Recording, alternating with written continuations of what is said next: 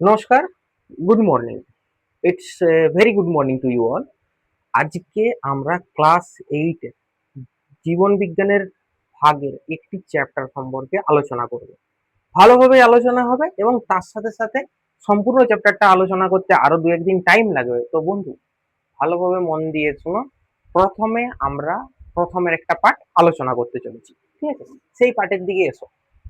দেখো, আমরা প্রথমে কি পড়বো? প্রথমে চ্যাপ্টারটার নাম জানি। চ্যাপ্টারটার নাম হচ্ছে বা ওই পার্ট যেটা আমাদেরকে পড়তে হবে তার নাম জীববৈচিত্র্য, পরিবেশের সংকট এবং তার সংরক্ষণ। এই চ্যাপ্টারটা পেজ নম্বর তোমরা দিয়ে দিতে পারো। আমি একটু দেখে বলছি, পেজ নাম্বার আছে 243 নম্বর পেজ আমার বইতে। এবারে তোমাদের বই যদি লেটেস্ট কিছু হয় তাহলে দেখবে।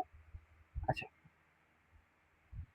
তো আমাদের চ্যাপ্টারের নাম হচ্ছে জীব বৈচিত্র্য।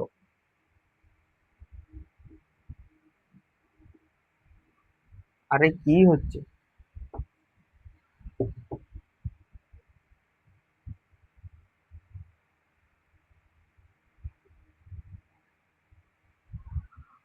পরিবেশের সংকট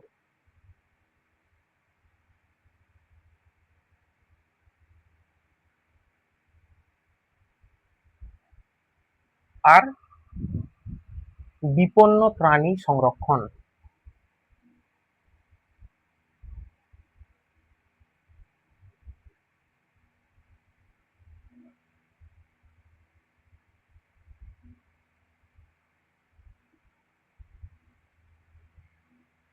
এই হচ্ছে আমাদের চ্যাপ্টার। তো চ্যাপ্টার নাম্বার 10 দেখো, তোমরা অবশ্যই দেখতে পাবে জীববৈচিত্র্য, পরিবেশের সংকট এবং বিপন্ন প্রাণী সংরক্ষণ। এই সম্বন্ধে আমরা একটু জানবো। তো এই সম্বন্ধে জানার আগে আমরা পরিবেশ সম্পর্কে জানতে হবে আমাদেরকে, অবশ্যই। তাহলে পরিবেশ কি জিনিসটা? পরিবেশ আমাদের চারপাশে যা কিছু আছে, জীব, জড়, উপাদান, সমস্ত কিছু নিয়েই তো আমাদের পরিবেশ সৃষ্টি হয়। আচ্ছা, একটু আগে যাই। একটু আগে গিয়ে দেখতে পাবো আমাদের যখন স্বাভাবিক জ্ঞান বুদ্ধি বেড়েছে তখন আমাদেরকে পরিবেশ সম্পর্কে শিকার একটা ধারণা চলে এসছে। তাহলে বিজ্ঞানের এমন একটা শাখা যেখানে এই জীবের বিভিন্ন আন্তঃসম্পর্ক, জীবের সঙ্গে জড়র, জীবের সঙ্গে অন্য জীবের, এদের সম্পর্কে আলোচনা করা হয়, পড়া হয়, তাকে কি বলবো আমরা? ইকো বলো, লজি, ইকোলজি। ক্লাস 8ই হচ্ছে, কোনো টেনশন করার দরকার নেই। দেখো, একটু প্রথম থেকে শুরু করি। পরিবেশ পড়ছি না আমরা, তো পরিবেশ থেকে আমরা শুরু করবো। তো ইকোলজি জিনিসটা কি?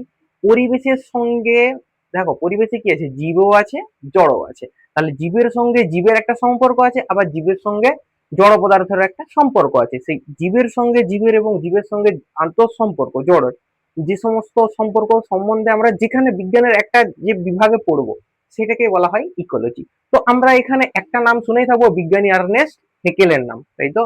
বিজ্ঞানী আর্নেস্ট হেকেল তখন এই ইকোলজি শব্দটি প্রবর্তন করেন, মানে প্রথম ব্যবহার করেছিলেন। তারপর প্রবর্তন করার রেইটারের হাত আছে অনেকটাই। তো আমরা ইকোলজিতে লিখতে পারি জীব বিজ্ঞানের যে শাখায়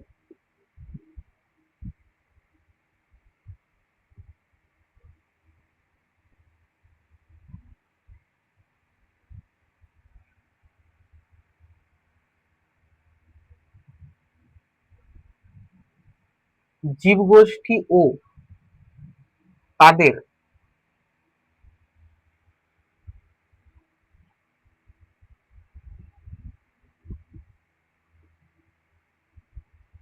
পরিবেশের সঙ্গে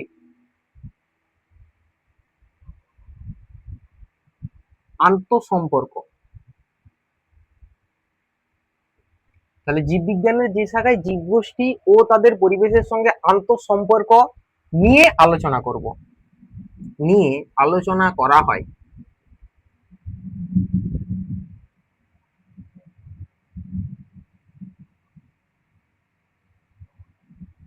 তাকে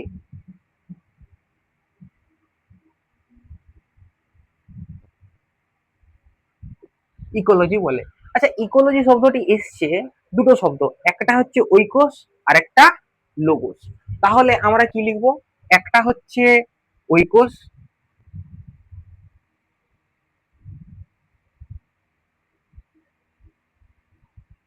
যার মানে হচ্ছে ঘর বা হোম। আরেকটা আসছে লোগোস, যার অর্থ স্টাডি। ঠিক আছে, তাহলে ঐকোস এবং লোগোস এই দুটো শব্দ যুক্ত হয়ে ইকোলজি তৈরি হয়েছে। তার মানে আমরা বলতে পারি যে হোম বা বসতি বা জীবগোষ্ঠী এখানে বসবাস করে, তার পরিবেশ, তার বাড়ি, তার আশেপাশের চারিপাশ, এর সম্বন্ধে আমাদের যে স্টাডি বা অধ্যয়ন, তাকেই আমরা বলবো কি ইকোলজি। আচ্ছা, ইকোলজি শব্দের প্রবর্তককে আমরা নাম তখন পড়ে থাকবো আর্নেস্ট হেকেল।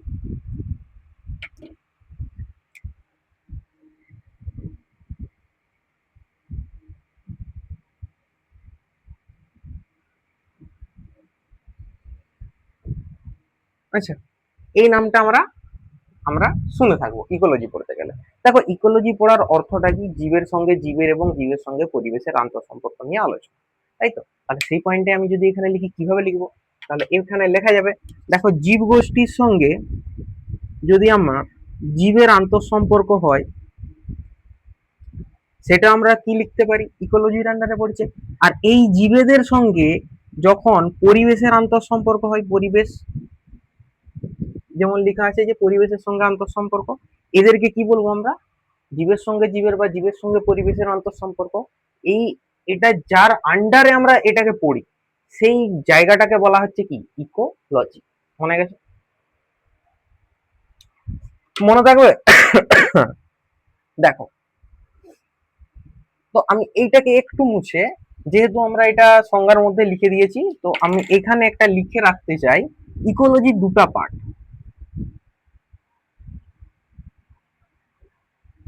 সাধারণত যে দুটা পার্ট সম্পর্কে আমরা পড়ি, একটা হচ্ছে অট ইকোলজি, আর একটা হচ্ছে সিন ইকোলজি,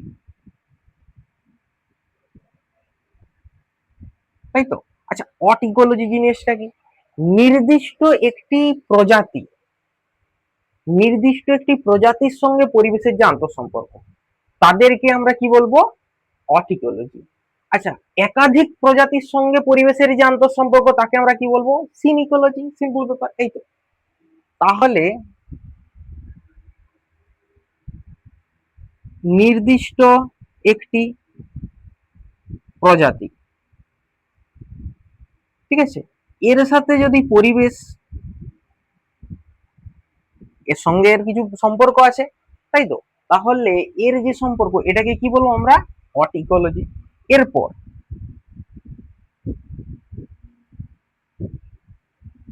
একাধিক প্রজাতি, এর সাথে পরিবেশের যে সম্পর্ক, তাকে আমরা কি বলবো, সিন ইকোলজি। বুঝা গেছে? ক্লিয়ার? আচ্ছা, একটু 1 মিনিট আমাকে আসতে দাও, দাঁড়াও 1 মিনিট। হ্যাঁ, দেখো, এখান পর্যন্ত ক্লিয়ার? সাউন্ড এসছে কিছু? না, ঠিক আছে। আচ্ছা, দেখো, আমরা যতদূর করেছি ততটা ক্লিয়ার করেছি, এরপরে আবার নতুন স্টার্ট করব। আর নতুন স্টার্ট করার আগে বলে দিই, আমার এখানে বই আছে, অবশ্যই বই তোমার কাছে রাখো। তো আমরা বইয়ের এক একটা টপিক দেখবো, টপিক দেখার আগে কিছু একটা ডিসকাশন করা দরকার। হঠাৎ করে একটা চ্যাপ্টারের মাঝে যে লাভ দেওয়ার একটা বিরাট বড় ভুল হয়ে যাবে। তার জন্য আমি কি করছি, আস্তে আস্তে তোমাদের মাথায় প্রথমে পরিবেশ, পরিবেশের আন্ডারে যে পরিবেশ এবং জীবেদের যে আন্তঃসম্পর্ক, সেই সম্বন্ধ নিয়ে পড়াশোনাকে কি বলে, তারপরে আমরা পড়বো কি হ্যাবিটেট বা বসতি। হ্যাবিটেট বা বসতি কাকে বলবো না, যখন একটা মানে পড়বো বলতে এটা জাস্ট আমি বলে দেবো, তোমরা শুধু মনে রাখবে যে একটা জীবগোষ্ঠী, তার পরিবেশ, তার চারপাশের পরিবেশ, মানে যেখানে বেঁচে থাকে সে, সেটাই তার বসতি বা হ্যাবিটেট বলে। ঠিক আছে, অবশ্যই। এরপর হ্যাবিটেটের পরে আমরা আসবো বায়োম, বায়োমের পরে সেখান থেকে বায়োমের ভাগ দেখবো আস্তে আস্তে আস্তে আস্তে, তারপরে ওই বায়োমের আন্ডারে আমরা একটা জায়গায় ঢুকবো যেখানে হচ্ছে বিভিন্ন প্রজাতির জীব দেখতে পাওয়া যায়। ঠিক আছে, এখানে আমরা আসি। এরপরে আমরা আসবো বায়োমে। বায়োম জিনিসটা অ্যাকচুয়ালি কি, একটা বিরাট ভৌগোলিক অঞ্চল, বিরাট বলতে খুব বিরাট ভৌগোলিক অঞ্চল। এখানে নির্দিষ্ট প্রাণী থাকবে, এর নির্দিষ্ট জলবায়ু থাকবে। ঠিক আছে? আচ্ছা, প্রাণী, উদ্ভিদ ও নির্দিষ্ট জলবায়ু সম্পন্ন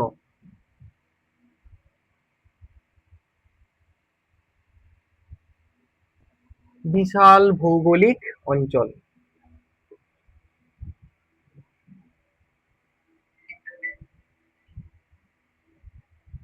ঠিক আছে, তাহলে কি বলবো, প্রাণী এবং উদ্ভিদ যুক্ত নির্দিষ্ট আর নির্দিষ্ট জলবায়ু সম্পন্ন বিরাট একটা ভৌগোলিক অঞ্চল, এটাই আমাদের বায়োম। বায়োমের আন্ডারে কি কি পড়বে? বায়োমের আন্ডারে দুটো ভাগ পড়বে, একটা হয় স্থলভাগ, একটা হয় জলভাগ। তাহলে স্থলভাগের বায়োমকে কি বলবো? স্থলজ বায়োম। এবং জলভাগের বায়োমকে কি বলবো? জলজ বায়োম। আচ্ছা, স্থলভাগ এবং জলভাগ হলো, জলভাগ আবার দু প্রকারের। প্রথম, জলজ বায়োম যেটা দেখতে পাই, সেই জলজ বায়োম আমরা দেখতে পাই বইটা আর কি। আচ্ছা, জলজ বায়োম যেটা দেখতে পাই, সেই জলজ বায়োমটা দু জায়গায় দেখতে পাই। একটা হচ্ছে মিষ্টি জল বা স্বাদু জল, আর একটা হচ্ছে লবণাক্ত জল বা সমুদ্রের জল, অবশ্যই আমরা দেখতে পাই, তাই না? তো এইটাই আমরা বায়োমের ভাগ করব। যদি আমরা বায়োমকে ভাগ করি, দুভাগে ভাগ করা যায়। একটা হচ্ছে স্থলজ বায়োম, আর একটা জলজ। জলজকে দুভাগে ভাগ করা যায়, একটা স্বাদু জলের বায়োম, স্বাদু জলের বায়োম, আর একটা সমুদ্রের জলের বায়োম, সমুদ্রের জলের বায়োম। ঠিক আছে, বা লবণাক্ত জলের বায়োম আমরা বলতে পারি। অবশ্যই দেখো, আমরা যত ভূমিভাগ পড়ব এবং ভূমিভাগের আন্ডারে যেগুলো থাকবে, স্থলবায়মের আন্ডারে থাকবে, যেমন অরণ্য, যেমন পাহাড়, পর্বত, এই সমস্ত কিছুর যে বৈচিত্র্য দেখা যাবে, যত জীবগোষ্ঠী দেখাবে, যা কিছু দেখবো, সেগুলো কি স্থলবায়মের অন্তর্গত। তো এর আন্ডারেই আমরা একটা পয়েন্ট পড়বো, যেটাকে বলা হচ্ছে কি বলো? অরণ্য। অরণ্য বা বন। বুঝতে পারলে? এরপর শুরু হবে তোমাদের বইয়ের প্রথম পেজের প্রথম হেডিং, বন কাকে বলে। বুঝে দিই।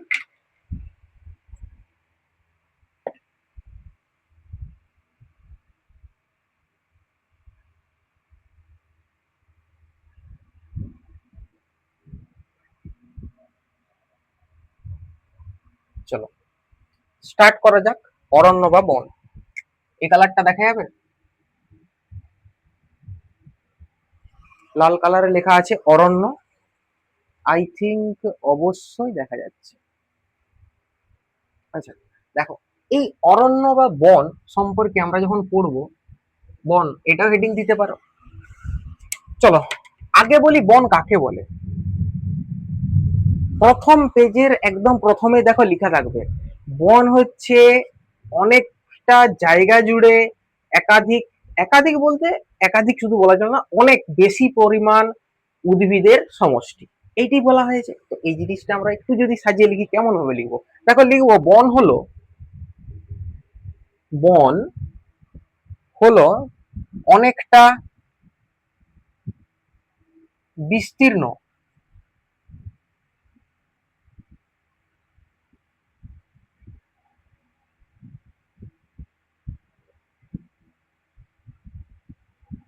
এলাকা বা অঞ্চল লেখা যাবে,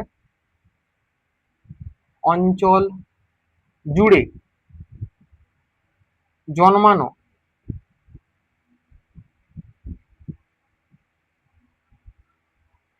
উদ্ভিদ সমষ্টি। ঠিক আছে, এটা লেখা যাবে। বন হলো অনেকটা বিস্তীর্ণ অঞ্চল জুড়ে জন্মানো কি বলো? উদ্ভিদ সমষ্টি। অবশ্যই উদ্ভিদ, উদ্ভিদ, উদ্ভিদ মানে গাছ, মনে থাকবে। এরপর দেখো, এই বনের আন্ডারে যদি আমাকে একটা পয়েন্ট লিখতে বলে, আমি লিখবো পৃথিবীর, পৃথিবীর স্থলভাগের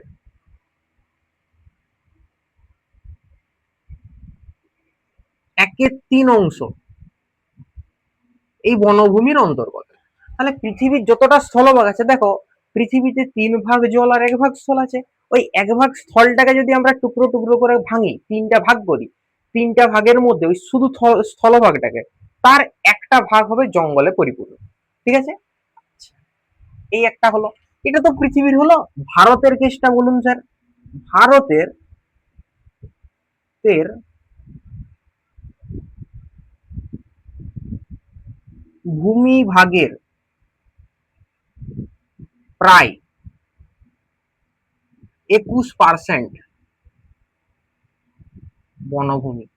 ঠিক আছে, ভারতের যে মেন ল্যান্ড আছে, ভূমিভাগ আছে, জলভাগ নয় স্থলভাগ, সেই স্থলভাগের 21% আছে কি বনভূমি, অবশ্যই আছে। আচ্ছা, আরো যদি বলি, আর একটা বলা যায় যে বইয়ের তোমাদের ওই পেজে থাকবে 2011 সাল, এই সালটাকে একটু মনে রাখবে, 2011 সাল। এই 2011 সালটাকে কি বলা হয়? আন্তর্জাতিক বনবর্ষ দিবস। মনে থাকবে, কি মনে থাকবে? 2011 সাল হবে আন্তর্জাতিক বনবর্ষ দিবস বলা চলবে না, কারণ এরা বছর, এটা বছর, তাই তো। আরে বাংলা ব্যাকরণের অবস্থা খারাপ আমার, খুবই বলে দিচ্ছি, যা দেখতে পাচ্ছি। আবার ব্যাকরণ পড়তে হবে। আচ্ছা দেখো, বাদ দাও, মেন ঘটনাটা দেখো। মেন ঘটনা হচ্ছে আমরা যে বন সম্পর্কে পড়ছি, সেই বন কাকে বলবো? একটা বিরাট এলাকা। ধরো একটা ছবি আছে, এটা ধরো একটা বিরাট এলাকা, এই এলাকায় প্রচুর সংখ্যক গাছ লাগানো আছে, উদ্ভিদ, তাহলে তাকে আমরা কি বলবো? একটা বন বলবো। বিরাট এলাকা মানে এটা বিরাটই এলাকা।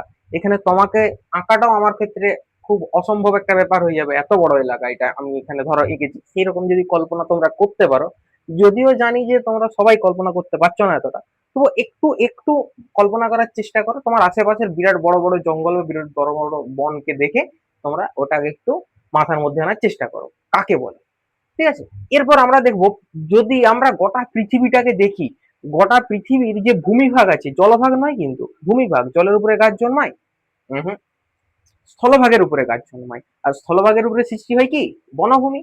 তো স্থলভাগের উপরে যখন বনভূমি সৃষ্টি হয়, সেই স্থলভাগের উপরের প্রায় 1/3 ভাগ, যতটা স্থলভাগ আছে পৃথিবী যতটা আছে দেখার দরকার নাই, তার 1/3 ভাগ কি হবে? 1/3 ভাগ হবে আমাদের বনভূমি, অবশ্যই হবে। আচ্ছা, আসি তাহলে ভারতবর্ষের ঘটনা। ভারতবর্ষের মধ্যে যতটা ভূমিভাগ আছে তার 21%, 21 ভাগ আমাদের কি হবে? 100 ভাগের মধ্যে 21 ভাগ কি হবে বলো?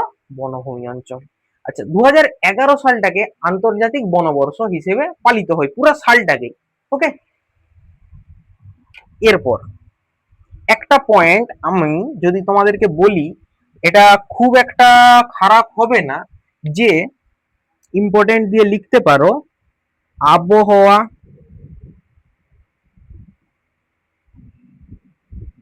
আবহাওয়ার পরিবর্তনে, আবহাওয়া, শুধু আবহাওয়া না, আরো একটা পয়েন্ট লিখে দেবে, আবহাওয়া ও জলবায়ুর পরিবর্তনে, ও জলবায়ুর পরিবর্তনে জন্য বিভিন্ন প্রকৃতির বনভূমি সৃষ্টি হয়েছে।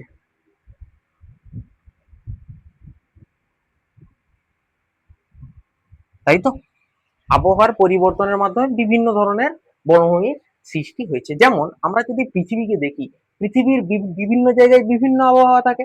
ধরো পৃথিবীর আকার পৃথিবীর মতো, যাকে আমরা বলি জিওয়েড, তবুও আমরা আলোচনা করতে পারি, ধরো এটা একটা পৃথিবীর মতো, এটা দিয়ে যদি আমরা দেখি 0 ডিগ্রি যাচ্ছে, তখন এর উপর থেকে এই দিকে আর এই দিকে, ঠিক আছে, বিস্তীর্ণ অঞ্চল জুড়ে বিভিন্ন ভাগে বিভিন্ন ধরনের, ধরো এখানে হচ্ছে আমাদের এটা নর্থ পোল, আর এটা হচ্ছে সাউথ পোল। এরপরে বলবে নর্থ পোল জিনিসটা কি? উত্তর মেরু, নট মরু, মেরু। মরু আলাদা, মেরু আলাদা। মেরু হচ্ছে যেখানে বরফ থাকে, মরু হচ্ছে ঠিক তার উল্টো, যেখানে হচ্ছে সব সময় ধু ধু করা বালি, জলের এক ফোঁটা নেই। মনে থাকবে সেই জিনিসটা। এখানে দেখো, দেখো নর্থ পোল, এখানে বরফের ঢাকা, সূর্যের রশ্মি এখানে পৌঁছাতেই পারে না বাবু। তার জন্য কি হয়? এখানে বরফে ঢাকা থাকে, বরফের চাদর পড়ে থাকে, সমুদ্রের উপরে বরফ, পাহাড়ের উপরে বরফ, গোটা চারদিকে বরফ। তো এই রকম জায়গায় তো কোনো উদ্ভিদ সেরকম জন্মায় না, কিন্তু এর ঠিক নিচে যেখানে বরফটা একটু একটু গলছে, সেখানে কিছু যদি ভূমি দেখতে পাওয়া যায়, সেই ভূমিতে কিছু উদ্ভিদ জন্মায়, সেটা এক ধরনের, তাই তো। আবার তার নিচে, ধরো এখান থেকে এতটা পর্যন্ত এরকম ধরনের ভূমি দেখা গেল, যদি দেখতে পাও খুবই ভালো, না দেখতে পেলে পরে দেখবে একটু। এখান থেকে এতটা, ধরো এটা আরো এক ধরনের বনভূমি দেখা যাবে। আবার এখান থেকে নিরক্ষরেখার এত দূর পর্যন্ত মানে উপর নিচে এটা এক ধরনের বনভূমি দেখা যাবে। এর জলবায়ু আলাদা, উপরের জলবায়ু একদম বরফে ঢাকা, এখানের জলবায়ু ডাইরেক্ট সূর্যরশ্মি এখানে সোজাসুজি লম্বভাবে পড়ে, বছরের বেশিরভাগ সময় পড়ে, তাই তো। আর এখানে বছরে কখনো কখনো সূর্যরশ্মি একবার পড়লেও পড়তে পারে। তো এই ঘটনাগুলোর জন্য জলবায়ু আবহাওয়ার পরিবর্তন হয়। আর এই জলবায়ু আবহাওয়ার পরিবর্তনের জন্য বিভিন্ন ধরনের উদ্ভিদ দেখা যায়, আর প্রত্যেক ধরনের উদ্ভিদেরও আবার বিভিন্ন প্রজাতি দেখা যায়। মনে থাকবে? চলো এটা মুছে দিই, দিয়ে নতুন যাব।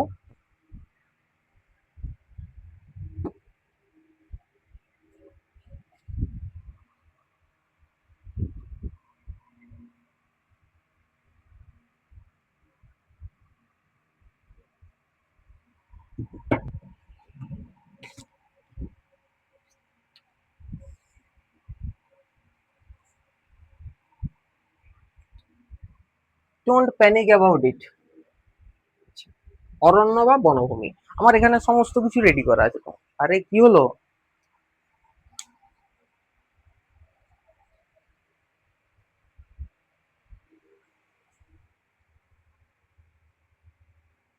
হুম, দেখো, অরণ্য বা বনভূমি, একটা আদর্শ বনভূমি কাকে বলবো এবং কখন বলবো, তার কিছু বিশেষ পয়েন্ট আছে। সেই ক্রাইটেরিয়া গুলো আস্তে আস্তে মানতে থাকলে তাকে একটা আদর্শ বনভূমি বলা হয়। ঠিক আছে? তো এখান থেকে একটা যে কোশ্চেন আছে, প্রথম হচ্ছে আদর্শ বনভূমি চেনার উপায়, তাই তো। দাঁড়াও, কোশ্চেনটা আমি দেখি এখানে। কোশ্চেন বলছে একটি আদর্শ বন দেখতে কেমন হয়। একটি আদর্শ বন দেখতে কেমন হয়? কেমন হয় বাবু? আদর্শ বন দেখতে কেমন হয়? বিভিন্ন স্তর থাকে, এই বিভিন্ন স্তরের ক্রাইটেরিয়া ফিল আপ করলেই তাকে আদর্শ বন বলা হবে। প্রথম ক্রাইটেরিয়া ক্যানোপি বা বনের ছাদ। কাকে বলে? বনের এমন একটা অংশ যে অংশে বড় বড় পাতা, খুব বড় বড় উদ্ভিদ, আর সেই উদ্ভিদের উপরে একদম সমস্ত চারিদিকে বড় ডালপালা এবং পাতায় ঢাকা থাকে পুরো জঙ্গলটা। এর মধ্যে সূর্যের রশ্মি প্রবেশ করতে বাধা প্রাপ্ত হয়। ঠিক আছে? সূর্যের রশ্মিও যদি প্রবেশ করতে যায় এখানে বাধা পেয়ে যাবে। এটাকেই বলবো আমরা বনের ছাদ বা বনের সবার উপরের স্তর, যেটাকে ইংলিশে বলা হয় ক্যানোপি, তাই তো। অ্যাকচুয়ালি আমরা ইংলিশে যেটা লিখছি CANOPY, তাই তো, ক্যানোপি। প্রথম পয়েন্ট,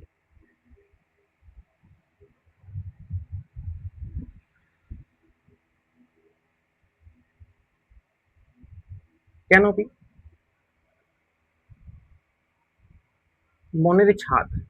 আচ্ছা, এই যে বনের ছাদ বললাম, এই বনের ছাদ কতদূর পর্যন্ত উচ্চতা বিশিষ্ট হতে পারে? 30 মিটার সাধারণত। কখনো কখনো উঁচু উঁচু গাছের বন দেখবে সেখানে 90 মিটারও যেতে পারে। মনে রাখবে, ঠিক আছে। কত উচ্চতা পর্যন্ত? 30 মিটার উচ্চতা। আর কি বৈশিষ্ট্য বললাম? উঁচু উঁচু ঝোপঝাড়। হ্যাঁ, ক্যানোপি কাকে বলে কোশ্চেন পড়বে। তাহলে ঝোপঝাড়ের ক্ষেত্রে কথাটা বাদ দাও, ঝোপঝাড়ের আলাদা কেস। আমি বলছি উঁচু উঁচু গাছ এবং বৃহৎ ডালপালা এবং বৃহৎ পাতাযুক্ত যে অঞ্চল বা যে এরিয়া বা যে অংশ, বনের যে অংশ কি করে সূর্যরশ্মির বাধা প্রদান করে আসতে, এই অঞ্চলটাকেই বলা হচ্ছে ক্যানোপি বা বনের ছাদ। মনে থাকবে। এর উচ্চতা কত হবে? 30 মিটার হবে।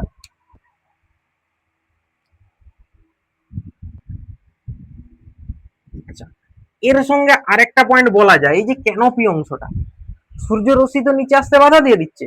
আরে ব্লার হয়ে যাচ্ছে মাঝে মধ্যেই,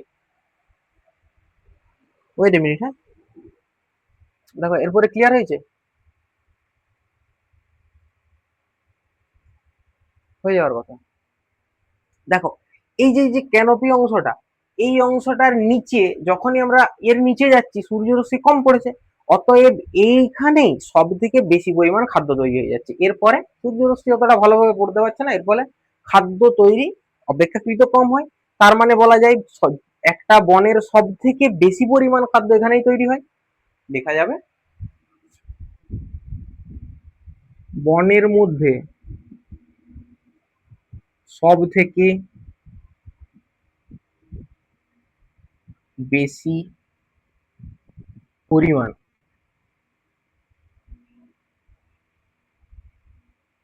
খাদ্য তৈরি হয়। আরে সালোক সংশ্লেষ, ফটোসিনথেসিস এর মাধ্যমে যে C6H12O6 তৈরি করে, বেশিরভাগ অংশ এখানেই তৈরি হয়ে যায়। নিচে তো সূর্য আলো পৌঁছতে পারছে না ভালো করে, কি খাবার তৈরি করবে? বুঝতে পেরেছো? এই হচ্ছে ঘটনা আমাদের।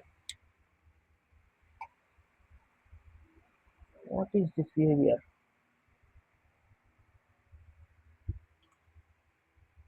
পরবর্তী অংশ, নিচের স্তর। আচ্ছা, নিচের স্তর পড়বো, 1 মিনিট। আশা করছি এবারে ঠিক থাকবে। ওকে, দেখো আমরা প্রথমে পড়লাম কি, বনভূমির ছাদ। একদম ধরো এটা একটা ভূমি, তার উপরে বড় বড় গাছপালা লাগানো আছে, সেই গাছপালার একদম উপরের অংশ, এটাকে বনভূমির ছাদ বলা হয়। পরবর্তী অংশ মানে ছাদের নিচের অংশ, ঠিক আছে? দেখা যাচ্ছে তো? অবশ্যই ছাদের নিচের অংশ,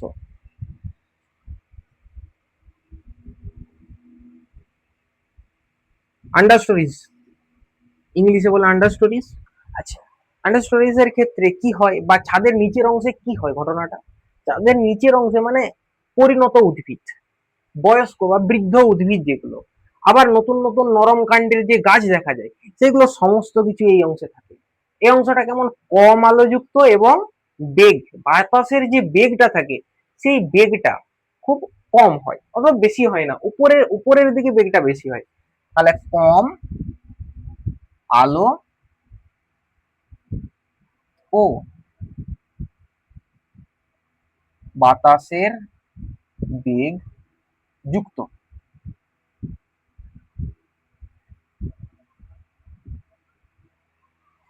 কম আলো আর কম বাতাসের বেগ যুক্ত, মনে থাকবে। এই অঞ্চলটাকে কি বলে, দেখো লেখো, কম আলো কম বাতাসের বেগযুক্ত অঞ্চল। এখানে কি হয়, গাছ, বিভিন্ন ধরনের গাছ, কেমন কেমন ধরনের গাছ দেখা যায়, পরিণত গাছ দেখা যায়, তারপর হচ্ছে নরম কাণ্ডের বৃক্ষ জাতীয় উদ্ভিদ দেখা যায়। এই সমস্ত গাছগুলো এখানে সব দেখা যায়। এরা টাচ করার চেষ্টা করে ক্যানোপিকে, বাট যেহেতু এদের সাইজটা ছোট, তার জন্য অতটা পৌঁছতে পারে না। ঠিক আছে, মনে থাকবে। বাস, এই হচ্ছে আমাদের ঘটনা। এরপর তৃতীয় স্তর,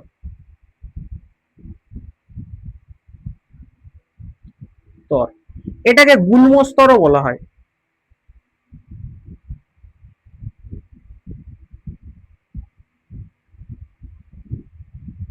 শ্রাব লেয়ার। আচ্ছা, শ্রাব লেয়ার এইগুলো তোমরা সহায়িকাই পাবে।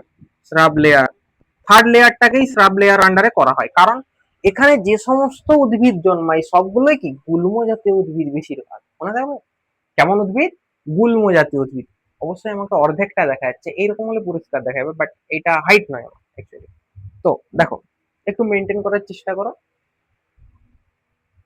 আদর্শ বনের ক্যানোপি, বনের ছাদের নিচের অংশ, তার নিচের অংশ থার্ড লেয়ার বা তৃতীয় লেয়ার। এই তৃতীয় লেয়ারে আমরা কি দেখতে পাই, গুল্ম জাতীয় উদ্ভিদ। আচ্ছা, উদ্ভিদ তো দেখতে পেলাম, আরো কিছু উদ্ভিদ দেখতে পাই, যেমন ঝোপঝাড়ওয়ালা একটু লম্বা উদ্ভিদ, সামান্য, বিরাট বড় নয়, ঠিক আছে। ঝোপঝাড়ওয়ালা যে উদ্ভিদ আছে, সেই উদ্ভিদগুলো এখানে দেখতে পাই, শ্রাব লেয়ার বা গুল্ম জাতীয় উদ্ভিদ।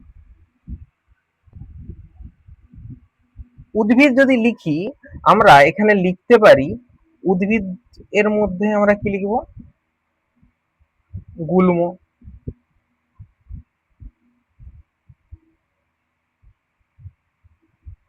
ঝোপওয়ালা উদ্ভিদ,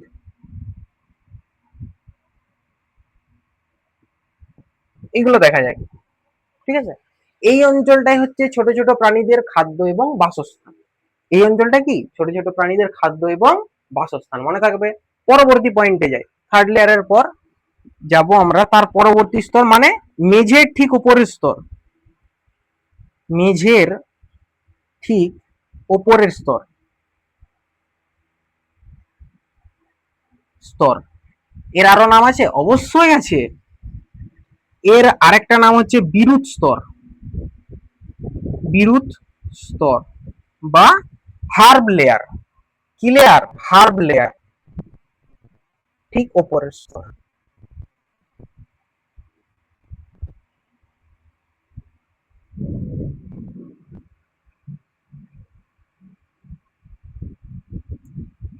এখানে কি দেখতে পাওয়া যায়? এখানে দেখো বিরুৎ জাতীয় উদ্ভিদ, ফার্ন, ঘাস, এরকম উদ্ভিদ দেখতে পাওয়া যায়।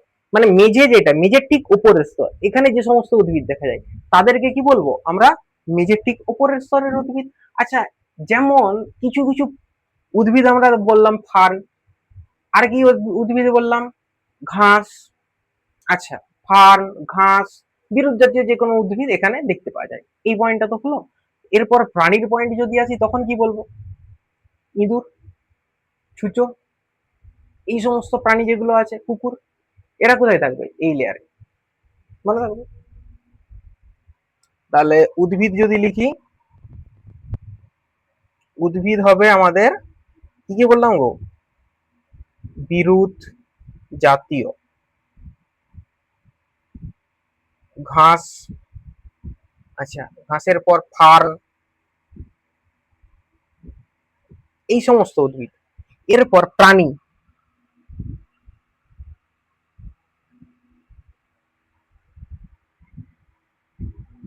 দেখা যাচ্ছে ক্লিয়ার? অনেকটা জায়গা আছে দেখো, ইঁদুর, সাপ, ব্যাং, ঠিক আছে।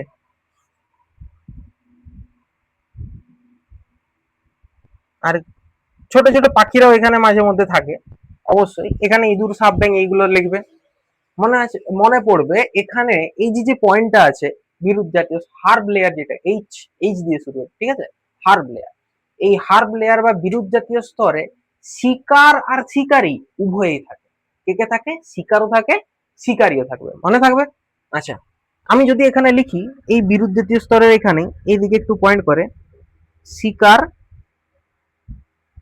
ও শিকারী উভয়ই লুকিয়ে থাকে এখানে। যে শিকার করবে সেও লুকিয়ে থাকবে, আর যে শিকার হবে সেও এখানে লুকিয়ে থাকবে, লুকিয়ে থাকার চেষ্টা করে আর কি। বুঝা গেছে এই পয়েন্টটা?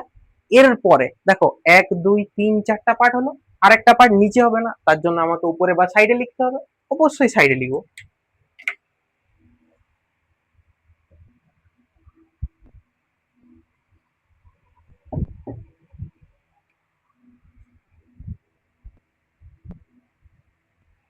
এর সাথেই চলছে, হ্যাঁ, লাইনেই চলছে। বনের মেঝে,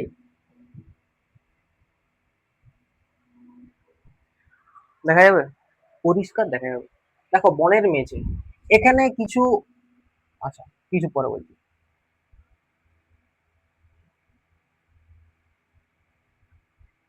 ফ্লোর, ফরেস্ট ফ্লোর,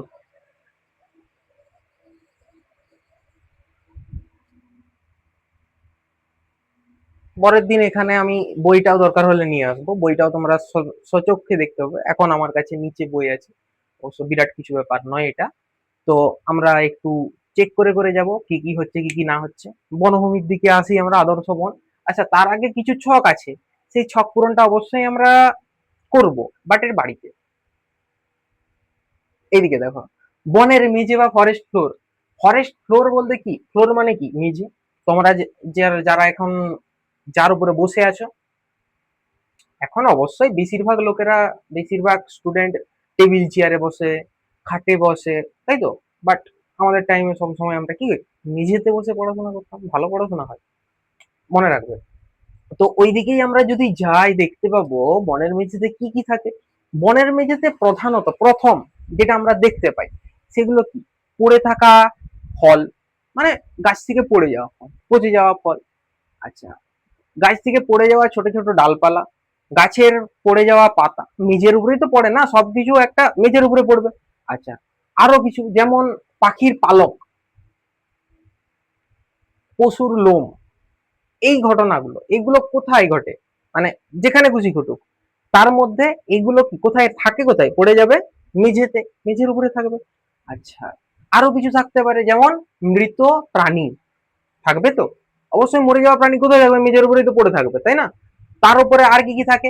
বিভিন্ন ধরনের অণুজীব, যেহেতু আমি মৃত প্রাণী বলেছি, সেই মৃত প্রাণীর আন্ডারে বিভিন্ন ধরনের অণুজীবও বাস করতে পারে। আন্ডারে মানে তারা আন্ডারে, বুঝা গেছে? এই ঘটনাটা মনে রাখো।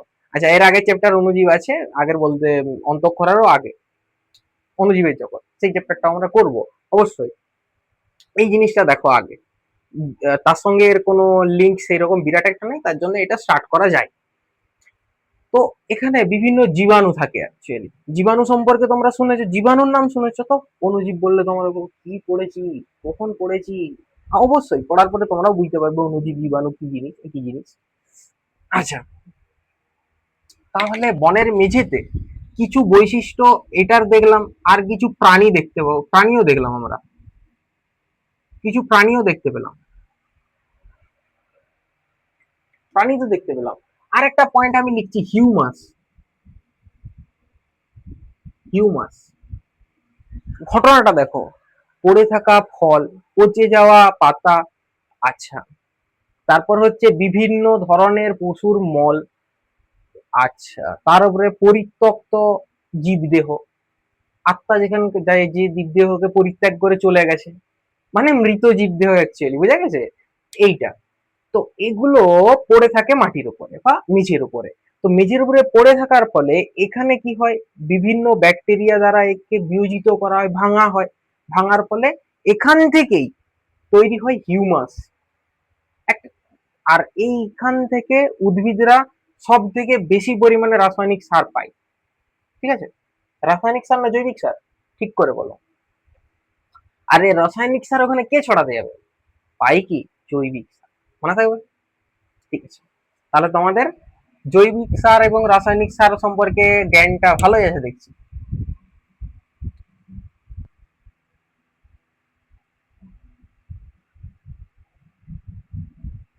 উদ্ভিদরা বেশিরভাগ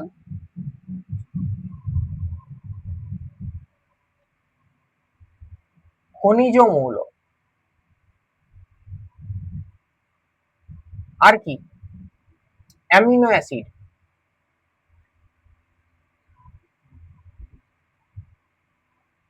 অ্যাসিড এখান থেকেই পাই।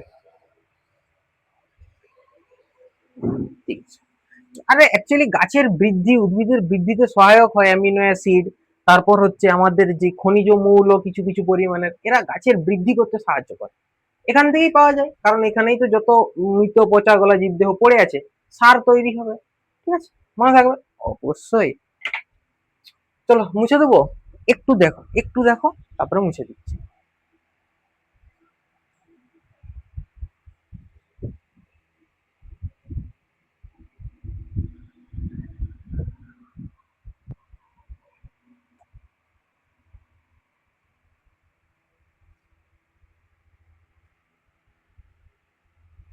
কতটা টাইম হলো? প্রায় 38 মিনিট হয়ে গেছে।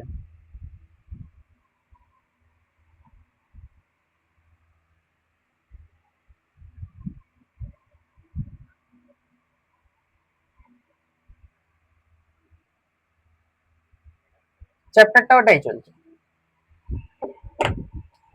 চলো এরপরে বইটা একটু উল্টাও তো, বইটা উল্টিয়ে দেখো,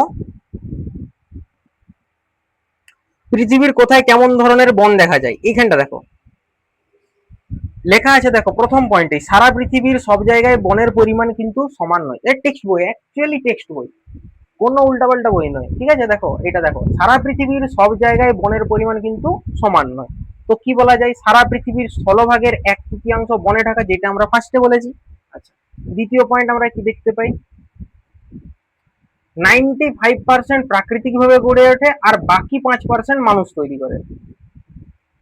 আচ্ছা, দক্ষিণ আমেরিকায় বনের পরিমাণ 23%, আর ওসিয়ানিয়ায় মাত্র 5%। ঠিক আছে, ভালো জিনিস।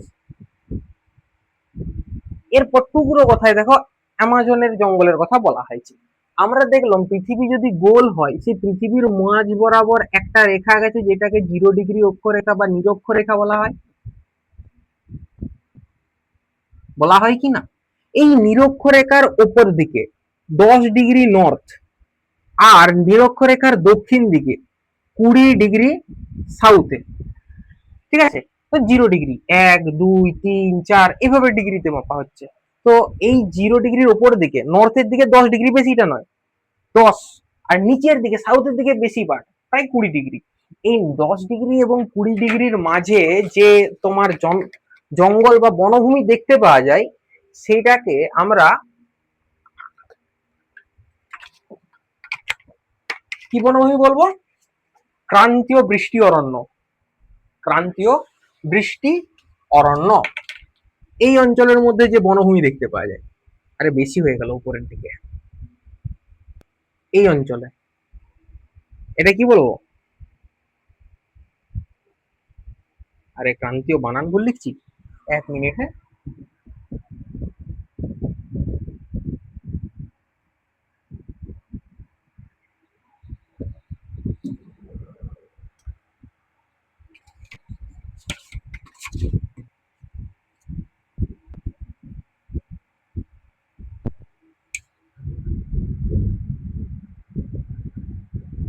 কোথায় গেল?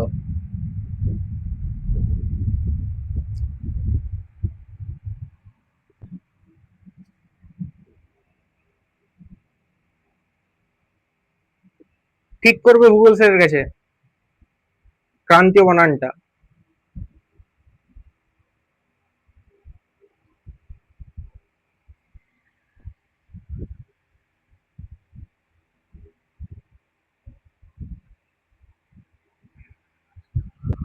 ক্রান্তীয় বৃষ্টি অরণ্য, ঠিক আছে। এই বৃষ্টি অরণ্যেরই একটা উদাহরণ হচ্ছে অ্যামাজনের জঙ্গল। অ্যামাজন এর জঙ্গল, এই অ্যামাজনের জঙ্গলটাকে দেখতে পাওয়া যায়, আরে আবার ব্লার হয়ে গেল না, ঠিক আছে। দেখো, অ্যামাজনের জঙ্গলটাকে দেখতে পাওয়া যায় কোথায়? দক্ষিণ আমেরিকায়। বেশিরভাগ অংশটাই ব্রাজিলে আছে। কোথায় আছে? ব্রাজিলে, মনে থাকবে বেশিরভাগ অংশটা ব্রাজিলে।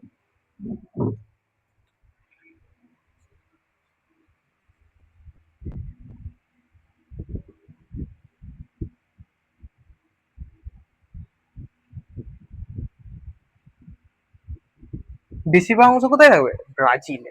আচ্ছা, এটা হচ্ছে পৃথিবীর বৃহত্তম উষ্ণমণ্ডলীয় বৃষ্টি অরণ্য, ঠিক আছে, মনে থাকবে পৃথিবীর বৃহত্তম অরণ্য নয় কিন্তু, আরো আছে এইদিকে পেরু আছে, তারপর হচ্ছে বিভিন্ন ধরনের বনভূমি আমরা দেখতে পাবো। বাট এটা কি হবে? এই ক্রান্তীয় বৃষ্টি অরণ্য বা উষ্ণমণ্ডলীয়, এটা উষ্ণমণ্ডলের আন্ডারে পড়ে। সেই উষ্ণমণ্ডলের মধ্যে যে বৃষ্টি অরণ্য বা বর্ষা বন দেখা যায়, সেটা হচ্ছে সব থেকে বড়, তার মধ্যে হচ্ছে অ্যামাজন, মনে থাকবে। ঠিক আছে, এটা তৈরি হয়েছে এই অ্যামাজন নদী অববাহিকায়।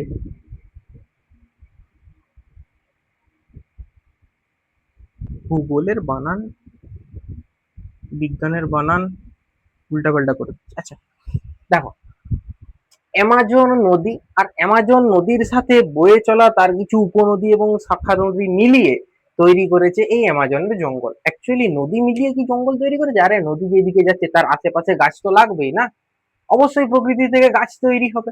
আচ্ছা, আস্তে আস্তে আস্তে আস্তে এটা এত বৃহৎ বনভূমি তৈরি হয়ে গেছে যে আমরা যে অক্সিজেনটা গ্রহণ করি তার বিরাট অংশ, এক বিরাট বলতে খুবই বড় অংশ অ্যামাজনের জঙ্গল আমাদের পরিবেশে দিচ্ছে। মনে থাকবে গাছ আমাদের অক্সিজেন দেয়। বুঝে দেবো, ঘটনাটা বুঝতে পারলে কি হচ্ছে?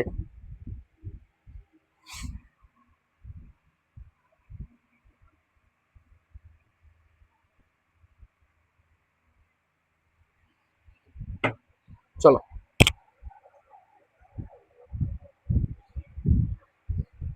এখানে কিছু বৈশিষ্ট্য বলা হয়েছে, দেখো, যেমন 1 হেক্টর এরকম বর্ষা মানে 40-এর বেশি প্রজাতির উদ্ভিদ জন্মায়, এরকম কিছু বলা হয়েছে। 2.5 লক্ষ যদি প্রজাতি থাকে, 1,70,000 এখানে, এরকম বলেছে, অবশ্যই এরকম বলেছে। হুম, 2.5 লক্ষ প্রজাতির যে উদ্ভিদ গোটা বিশ্বে আছে, তার মধ্যে 1,70,000 এই অ্যামাজনের জঙ্গলেই পাওয়া যাবে, ঠিক আছে। এখানে যদি বৃষ্টি পড়ে, এমন ঘন প্রকৃতির গাছ আছে যে ওখানে বৃষ্টি পড়লে ওই বৃষ্টির ফোঁটাটা মাটিতে আসে 10 মিনিট টাইম। কত মিনিট? 10 minute time. বোঝা যাচ্ছে কতটা ডিপ জঙ্গল, ঘন জঙ্গল। আর এখানে আছে জীববৈচিত্র্যে ভরপুর বিভিন্ন ধরনের সাপের, কত ধরনের প্রজাতি, কুমিরের কত ধরনের প্রজাতি, তাছাড়াও আমাদের প্রজাপতি থেকে শুরু করে আহ আমরা দেখতে পাবো বিভিন্ন ধরনের তোমার আর কি বললাম, এগুলো বেশ মোটামুটি এগুলো আমরা দেখতে পাই। হ্যাঁ, পেরুর জঙ্গলে, পেরুর বনে একটি গাছে 50 প্রজাতির পিঁপড়ে দেখতে পাওয়া গেছে। পেরুর জঙ্গলে 50টা প্রজাতি। আমরা কি কি ধরনের প্রজাতি দেখি? ছোট ছোট লাল, ছোট কালো, বড় লাল, বড় কালো, আর কি সেই মাছ ধরার সময় এক ধরনের ছোট ছোট মানে মাঝারি টাইপের একটা লাল লাল রঙের পিঁপড়ে দেয় সেটা। ঠিক আছে, এই রকমের কিছু কিছু বৈশিষ্ট্যযুক্ত মানে কিছু আলাদা ধরনের, আলাদা আলাদা ধরনের দেখতে পাই না পিপিলিকা। এখানে ওই রকম 50 ধরনের দেখতে পাই, আমরা 4-5 ধরনের দেখেছি, এখানে 50 ধরনের দেখা যায়। একটা গাছে 50 ধরনের পিপিলিকা পাওয়া গেছে, মনে থাকবে? আচ্ছা চলো,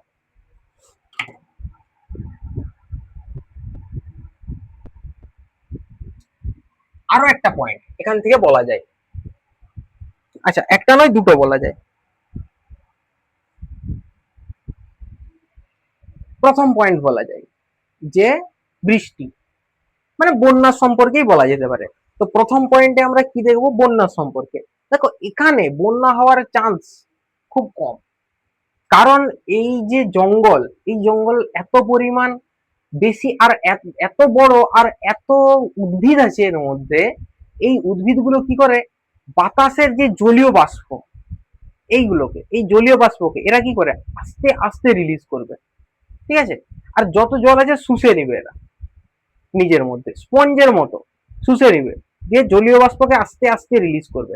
যতটা দরকার ততটাই রিলিজ করবে, দিয়ে সেটা বৃষ্টি হয়ে নেমে গেল। তাহলে কি আমাদের এখানে যে বন্যার ঘটনা, সেই বন্যার ঘটনা কি এখানে দেখা যাবে? অবশ্যই না, বন্যার সম্ভাবনা একদম কম, না বললেই চল হয়। আচ্ছা, ওরাংওটাং, গরিলা, তাপির, সুমাত্রার যে আমাদের গন্ডার পাওয়া যায়, আর কি পাওয়া যায়, বাঘ, এই যত ধরনের বৈশিষ্ট্যের প্রাণী এখানে পাওয়া যায়, এখানেও পাওয়া যায়। সবকিছুই মানে এই বর্ষা অরণ্যের মধ্যেই পাওয়া যাবে। ঠিক আছে, শুধু অ্যামাজনের একটা নয়, আরো বর্ষা বন আছে নিরক্ষীয় অঞ্চলে। তো নিরক্ষীয় অঞ্চলের মধ্যে সব থেকে বড় বর্ষা বন আমরা বলতে পারি কি অ্যামাজন। অবশ্যই এই বর্ষা অরণ্যের বৈশিষ্ট্যগুলো বললাম কিছু কিছু, এই বিভিন্ন যে জীবের কথা বললাম, প্রাণী, এই প্রাণীগুলো আস্তে আস্তে বিলুপ্ত হচ্ছে, কারণ কি এই জঙ্গল কাটা হচ্ছে বলে। তাহলে জঙ্গল কাটা হয়ে যদি বিলুপ্ত হয়ে যায়, এই প্রজাতিগুলোকে পরে আর দেখা যাবে? তোমরা যদি এখন বলো আমরা ডাইনোসর দেখতে যাবো, অবশ্যই ইম্পসিবল ব্যাপার। তারা তারা ধ্বংস হয়েছে প্রকৃতির কারণে, মানুষের কারণে নয়। তবুও এরপরে মানুষের কারণে যদি ধ্বংস হতো তখন, চলো এর পরের পয়েন্টে আমরা আসি। এর পরের পেজ 248 নম্বর পেজ, দেখো তোমাদের বইয়ে অন্য পেজও থাকতে পারে, আমার যদি পুরোনো বই হয়। আচ্ছা,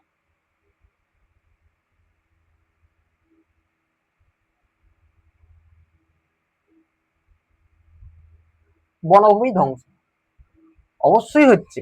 বনভূমি ধ্বংস হয়নি এমন না, নয়, বনভূমি ধ্বংস হচ্ছে। তার কারণ আছে, বহুত কারণ আছে। তার ভিতরে প্রধান একটা কারণ যদি আমরা বলি যে উন্নয়ন, উন্নয়ন নয় উন্নয়ন, উন্নত করা। সবাইকে উন্নত করছো, সবাই বন কেটে জঙ্গল কেটে শহর বানিয়ে দিচ্ছে, থাকো, তোমরা থাকো, পশু পাখি প্রাণী এরা সেই জঙ্গল থেকে আস্তে আস্তে যাওয়ার চেষ্টা করবে। এরপর সে তারা যদি যাওয়ার জায়গা না পায়, তোমার বাড়িতে এসে থাকবে, মনে থাকবে? আচ্ছা, জিনিসটা দেখো একটু ভালোভাবে আমরা যদি দেখি, দেখতে পাবো অরণ্য ধ্বংসের অনেকগুলো কারণ আছে, প্রাকৃতিক কারণ আর মানুষ সৃষ্ট কারণ। অ্যাকচুয়ালি অরণ্য ধ্বংসের কারণের কথা বলছি না, আমরা মেইন একটা কারণের কথা বলছি, সেটা হচ্ছে বনে আগুন লাগা, দাবানলের কেস।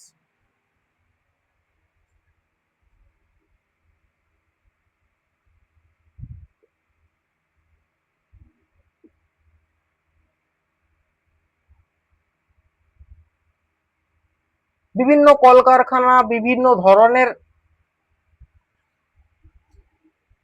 প্রয়োগ, প্রশিক্ষণ কেন্দ্র, এইরকম জিনিস তৈরি হতে হতে গাছ কেটে সেখানে তৈরি করা হচ্ছে, বনভূমি কেটে নষ্ট করে দেওয়া হচ্ছে, সেখানে শহর গড়ে উঠছে। এই জিনিসটা আমরা দেখতে পাবো, ইন্ডাস্ট্রি গড়ে উঠছে, ফ্যাক্টরি গড়ে উঠছে, দেখতে পাবো, অবশ্যই দেখতে পাবো। কিন্তু সেইটার দিকে বেশি না যে আমাদের এখানে কি আছে, বনভূমিতে আগুন লাগার ঘটনা। বনভূমিতে আগুন দুভাবে লাগতে পারে, একটা হচ্ছে প্রাকৃতিক ভাবে, একটা হচ্ছে প্রাকৃতিক ভাবে, আর একটা হচ্ছে মানুষের দ্বারা।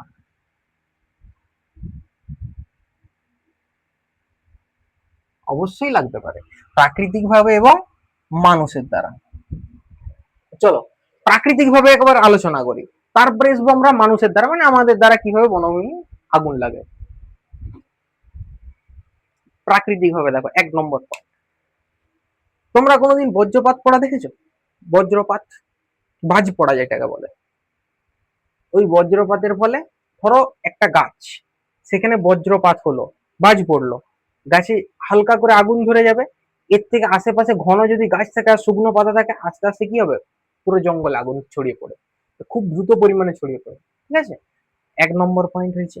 2য় নম্বর পয়েন্ট আমরা কি পাবো, যে এই যে খুব প্রচুর পরিমাণে যখন হাওয়া দিবে, ধরো এই একটা গাছ, এই একটা গাছ, দুটো প্রচুর পরিমাণে যখন হাওয়া দিবে, তখন এই গাছের ডাল একে অপরের সাথে ঘষা লেগে আগুনের ফুলকি সৃষ্টি করবে।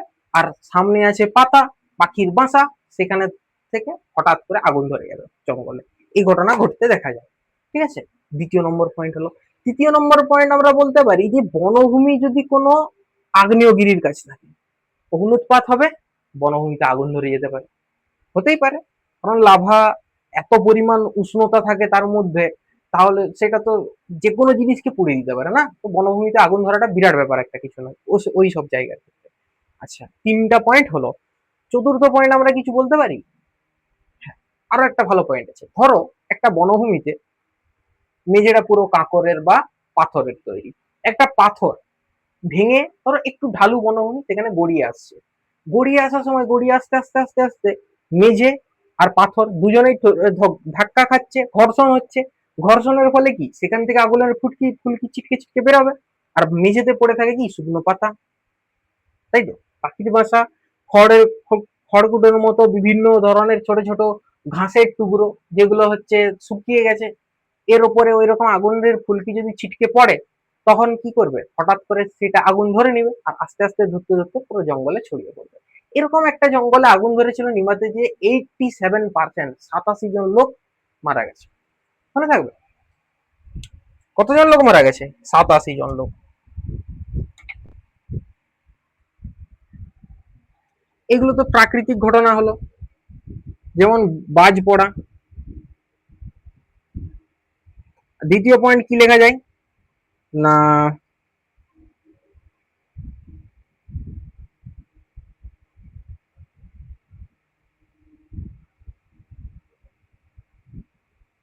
গাছে গাছে ঘর্ষণের ফলে, একটু ব্যাখ্যা করে বলে দিবে।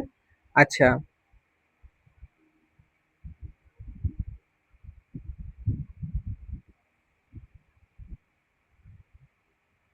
গড়িয়ে পড়া পাথর থেকে সৃষ্ট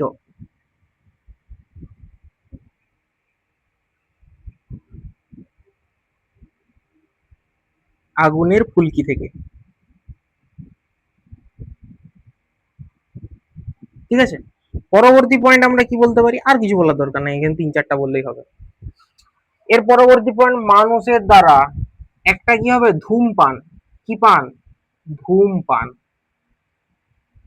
ঠিক আছে, একটা একটা আলোচনা করি, তারপর লিখবো, আগে আলোচনাটা হয়ে যায়। দেখো ধূমপান বলতে কি, ধরো কোনো একটা জঙ্গলে কিছু বন্ধু গেছে, ঠিক আছে, ঘুরতে গেছে, সেখানে সিগারেট বা বিড়ি এরকম কিছু খেয়ে ফেলে রেখে দিয়ে চলে এসেছে, আগুন নেভাতে ভুলে গেছে। সেখান থেকে আস্তে আস্তে আস্তে আস্তে আগুন ধরে যাবে জঙ্গলে, অবশ্যই ধরতেই পারে, না ধরার কোনো কথা নেই, আগুন যেখানে আছে সেখানে আগুন লাগাটা স্বাভাবিক। তো এই একটা পয়েন্ট হবে মানুষের দ্বারা। আর একটা পয়েন্ট হবে, যেমন তোমরা আমরা কি করি, পিকনিক করতে যাই, বিভিন্ন জঙ্গলে বিভিন্ন বনে পিকনিক করতে যাই, তাই না, অরণ্যের মধ্যে। তো সেই সমস্ত জায়গায় আমরা কি করি, পিকনিক করি। পিকনিক করার শুরু করি, রান্না চাপাই, মারপিট করি, খাবার খাই, ঘর চলে আসি, আগুন নিভাতে ভুলে যাই। এই ঘটনাটি ঘটে ছেলেদের ক্ষেত্রে। মেয়েদের ক্ষেত্রে খুব শান্তশিষ্ট পরিবেশ। আরো বিশেষ বিশেষ বৈশিষ্ট্য আছে, যেখানে ফুটবল, সরি ফুটবল নয় অ্যাকচুয়ালি টেনিস খেলা হয়। ফুটবল তো ছেলেদের খেলা, আমারই বলতে একটু ভুল হয়ে গেছে। তো দেখো, এইরকম ছোট ছোট খেলা হবে, তার মধ্যে মধ্যে খাবার হবে, আর আমাদের এখানে মারপিট ছেলেদের, ঠিক আছে। এই ঘটনা ঘটে। তো ওখান থেকে একটা জিনিস কল্পনা করো, আগুনটা জ্বলছে, আমরা মারপিট করে ঘর চলে এসেছি। এরপর হঠাৎ করে বাতাস দিলে ওর মধ্যে থেকে কিছু আগুনের ছোটা উড়ে যাবে। পাতা আছে বা গাছ আছে সামনে, বাই চান্স যদি পড়ে, কোনো ঝোপঝাড়ে পড়লেও, শুকনো পাতা যদি না থাকে, এমনি কাঁচা পাতা থাকলেও সেখানেও আস্তে আস্তে আগুন ধরে যাবে, আর ধরতে ধরতে পুরো জঙ্গলে ধরে যায়, ঠিক আছে। পিকনিকের কেস, এই একটা কেস, পিকনিক।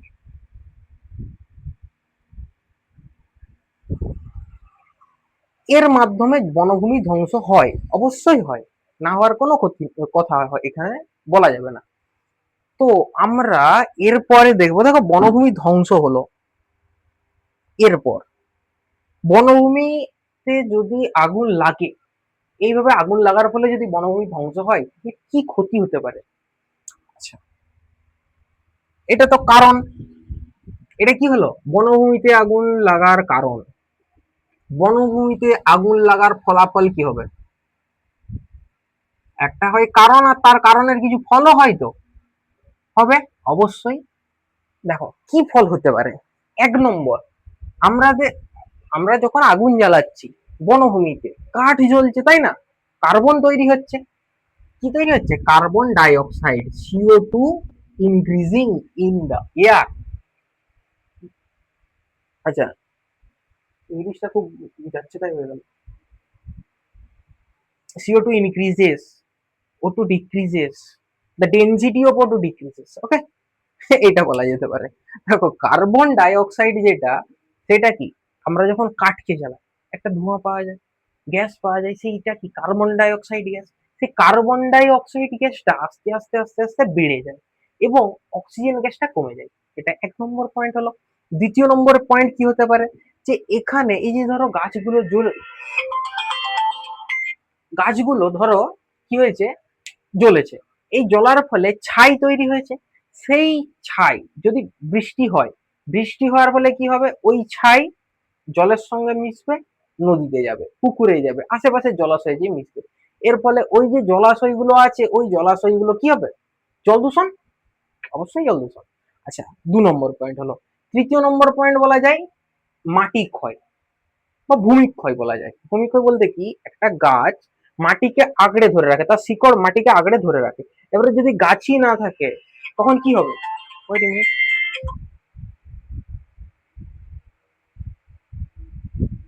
একটা যদি গাছ থাকে, সেই গাছটা মাটিকে আঁকড়ে ধরে থাকে, আর গাছটাই যদি না থাকে, তখন কি হবে, মাটি আলগা, জলে ধুয়ে চলে যাবে, নষ্ট হয়ে যাবে, মাটি আস্তে আস্তে ধোয়া হয়ে হয়ে নষ্ট হতে থাকবে, মাটি ক্ষয়, ভূমিক্ষয় হবে।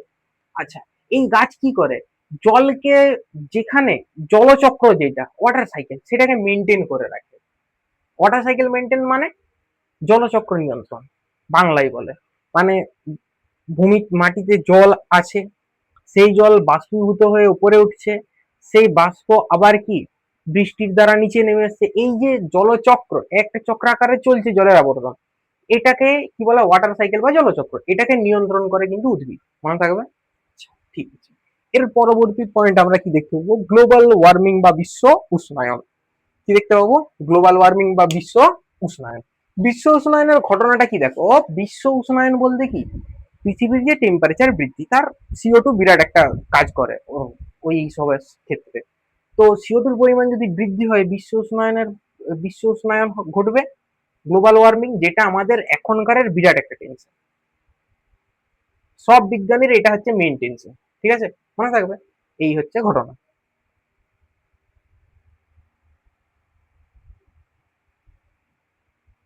ওকে,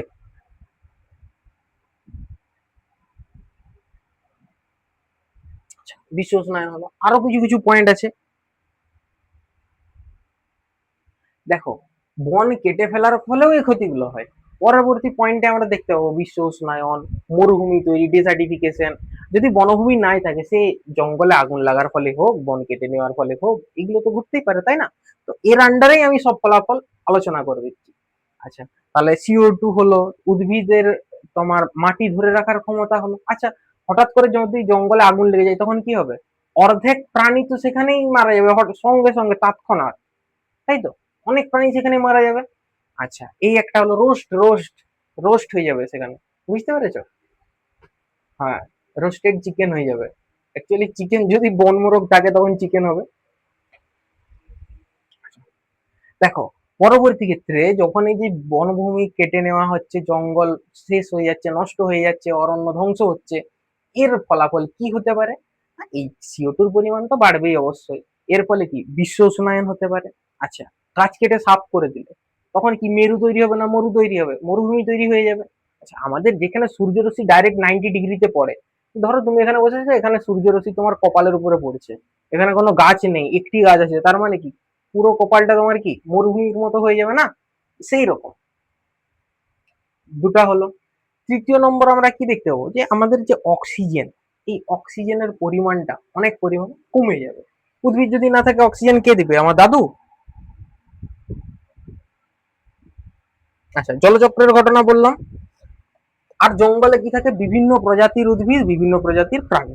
তাহলে বিভিন্ন প্রজাতির উদ্ভিদ আর বিভিন্ন প্রজাতির প্রাণী জঙ্গল যদি না থাকে, তারা তারা কোথায় থাকবে? তারাও আস্তে আস্তে বিলুপ্ত হয়ে যাবে।